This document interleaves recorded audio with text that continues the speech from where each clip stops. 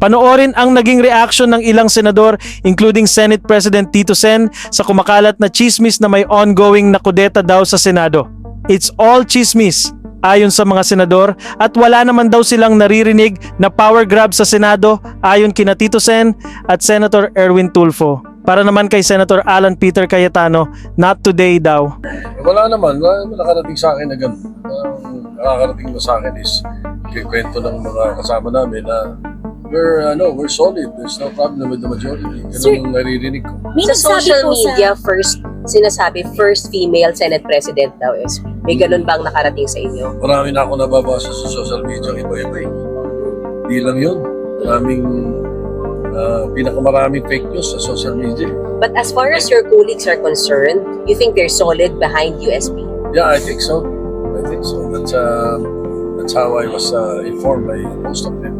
Kausap naman namin. We have a chat group. We talk to each other every now and then. We discuss some issues and some Senate matters. Most of the time, just to keep it a grain of salt.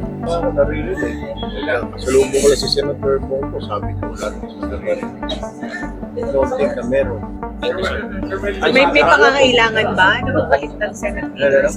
May pangangailangan na magpalit ng Senate leaders? Oo, nakikita.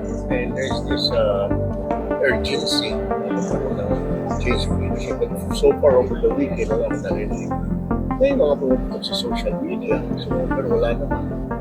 Wala pong kumausap sa Usually, inyo. pag change of leadership, natawag eh. Boss, dito ka na, kayo magkapatid. Usually it's like that. Kasi talagang wala naman tahimik. It's quiet. It's rumors until it's there, di ba? There's always discussions. There are people happy of our direction, may people na hindi happy sa direction.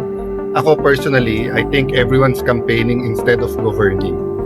So it's really, do you get 13 people of like minds? But as of today, wala pa yung 13 na yan or yung 13 hindi present. Still satisfied with USP Soto as the leaders? No, we're in the minority.